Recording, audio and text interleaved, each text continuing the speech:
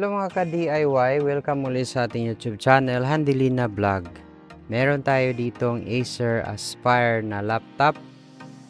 So, sabi ng may-ari ayaw daw mag-charge. Grounded daw at defective, ayaw mag-charge. So, ang kanyang model ay Acer Aspire 5 N20 C5. So, yan ang model ng laptop na ito. So, check natin. Bago ang lahat, bago mag-open, gamit muna tayo ng multi-tester para matest natin yung kanyang charger. So, yung output voltage, kailangan nating malaman kung normal ba. Kasi minsan, pag ayaw kasing or hindi tama yung voltahe, of course, hindi magcha-charge. So, susubukan natin ngayon, i-plug in, yung pin, andyan, nakikita natin 19.24 volts. Which is normal naman, steady din ang kanyang output. So, ibig sabihin walang problema yung voltahe or charger. So, plug in natin para matiyak. Dapat meron tayong makitang indicator. Wala dito, nandoon sa kabila yung indicator. Pero walang nakikitang sign na nag-light. Pressing the power button. Dapat mag-power. Power button. Ayaw pa rin. Walang display. So, yan ang ating i-troubleshoot sa video ito.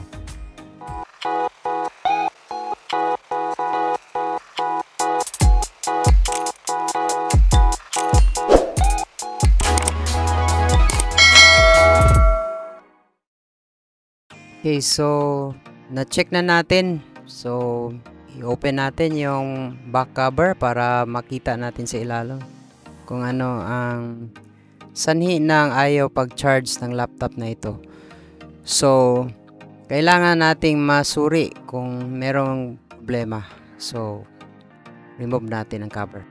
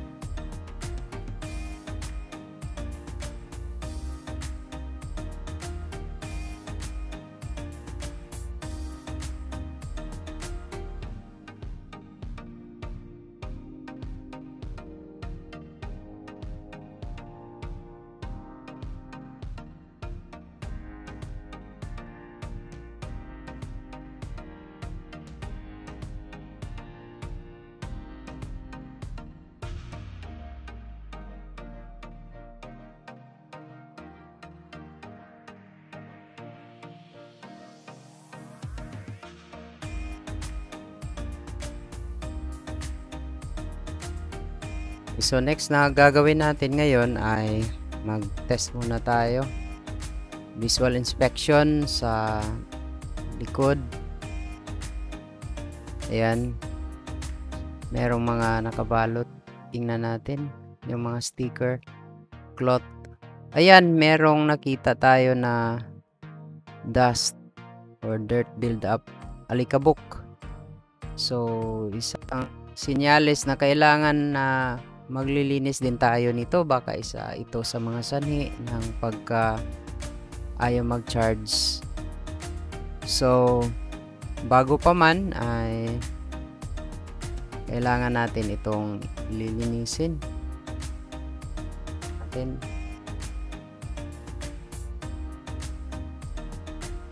Okay, so mag-voltage testing muna tayo bago natin lilinisin yung board.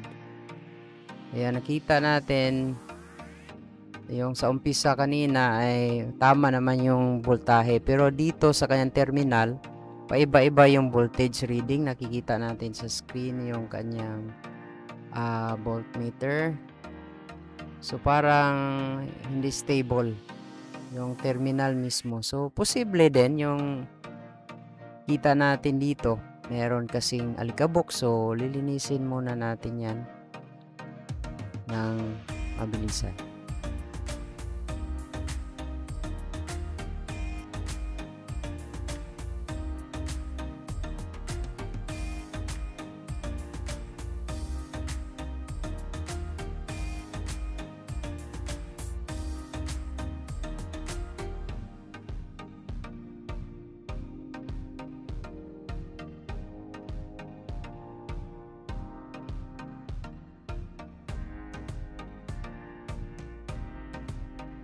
so ayan, naibalik natin matapos malinis lahat ng cleaning solution. So now susubukan ulit natin na mag-check sa terminal input ng ating charger, dahil kanina bago malinis ay abnormal. So ngayon ay 19.24 na. Ayan, 19.24 din sa iba pang supply. Dito sa kanyang BIOS chip, dapat meron tayong mahanap na voltahe kahit konti. So usually nasa around 1 volt or 3.3. Dito meron na tayong 5 volts. So meron na tayong main voltage 19 volts, meron tayong 5 volts. At ayan, nakikita natin. So susubukan natin kung meron tayong 3.3 na vital din. So ayan yung 19.24 which is normal. Dito sa terminal ng battery we have 3.3.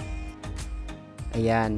So isa sa palatandaan at sinyalis na posible itong babalik sa dati yung pag-charge niya, dahil meron na tayong 3.3. So dapat meron tayong tatlong 3.3 dito sa mga pin ng battery terminal.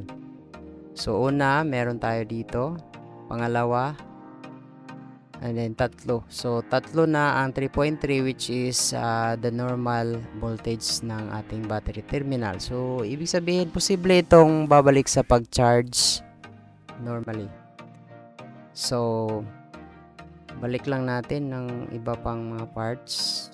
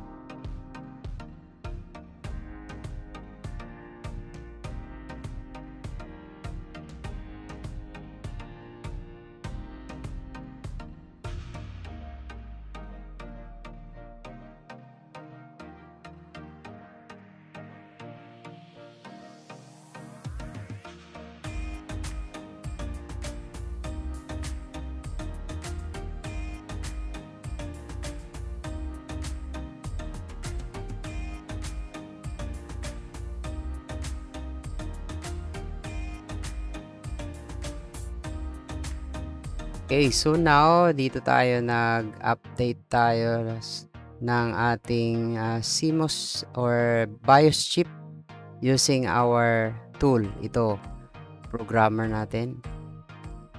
So, isa itong ginagamit natin para matiyak natin na updated na yung ating BIOS. Dahil isa sa mga dahilan na hindi tutuloy na maayos yung laptop kapag hindi ito na-fix. So ayan, tapos na nating ma-update using our tool, yung ating programmer or BIOS programmer. Naka-install na tayo ng update, 100% na. So using our program and also our tool sa pag-update ng BIOS chip. So close na natin ito. And then we are hoping and praying na sana ay ma-fix natin ng tuluyan yung ayaw mag-charge at ayaw mag-power na Acer laptop. So yan ang sabi kasi, at natiyak din natin na kanina ay ayaw talaga mag-charge at mag-power. So we are hoping na sana ay ma-fix na ang issue. Pressing the power, ayan! Nakita natin, nag-light yung kanyang keyboard. So, meron palang light yung keyboard. Using this tool, ayan, may logo ng Acer, pero meron tayong indicator na hindi nakasaksak yung charger dahil we are running on battery. So, meron pang update because we are expecting na meron talagang update dahil nag-reprogram tayo sa BIOS using our programmer. So, saksak muna natin ang ating charger. Ayan, naka-plug in. Plug in natin yung charger. Ayan. So, fix natin uli. Tutuloy, turn off muna natin at ibalik para tutuloy siya. Ayan, naka-turn on, and then ayan na, bumalik na sa update. Please wait. So, let's just wait na matapos ito dahil yan talaga ang mangyari pagka na-reprogram natin uli yung BIOS. Dahil merong mga laptop na magiging dead siya dahil lang sa BIOS update. Yung hindi natuloy o di corrupted na BIOS. Yung ilan ay madadala using power cycle, pero yung ganitong klase kailangan talagang i-update using the tool, our programmer. So let's just wait, and we are hoping na ma-fix natin yung issue. Okay, pangalawang beses. Nag-rotate naman yung fan. Mabilis yung pag-rotate. At pansin natin na umiinit, medyo umiinit yung kanyang board sa heatsink. So we will just wait na matuloy yung system update. So hihintayin na lang natin. We do not expect na ma-fix natin kasi parang ayaw talaga kanina, pero bumalik yung mga normal voltages, yung main power rail. So that is the voltage, which is 19 volts, and we have the 5 volts and the 3.3 volts, which is vital para mag-operate yung ating laptop normally. And of course, kahit pa man na fix na natin, nalinis natin, but without the pag-update sa BIOS, yung ginawa natin, pag hindi yan ina-update, ayaw pa rin yan mag-power at saka ayaw mag-charge. So ito yung final fix, and we are hoping na successful yung pag-update at magtutuloy na ito. Ayan. Medyo matagal din yung kanyang update.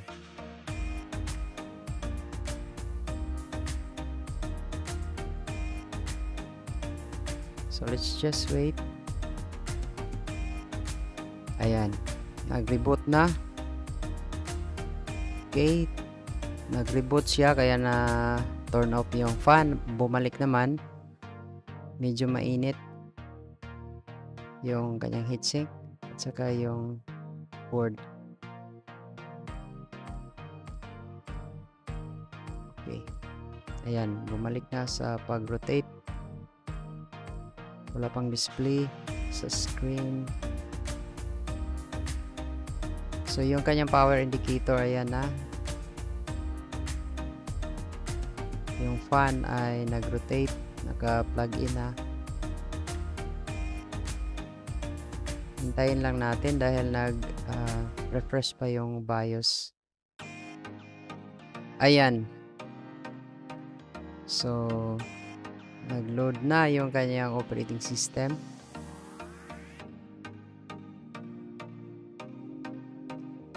Okay. Ayan, pumasok din. So nakita natin, welcome admin. So ayan, pumasok ng tuluyan at it's now operating normally. At yung fan ay okay. Bumalik sa dati. Titingnan din natin yung status dito sa taskbar na success yung ating pag-update. So close lang natin yan, and then check lang natin dito yung battery, naka-charge, naka-indicate ng charging. Okay, so ayan, disconnect natin on, and it's now running on battery. So ayan, 99% yung status ng ating battery. So successful yung ating pag-fix sa Acer na laptop. Gustuhan mo ba ang video ito? I-click ang subscribe button, i-like and share din sa iba at i-click ang notification bell para laging updated sa mga videos dito lang sa ating YouTube channel, Handelina Vlog. Maraming salamat sa panunood. Hanggang sa muli!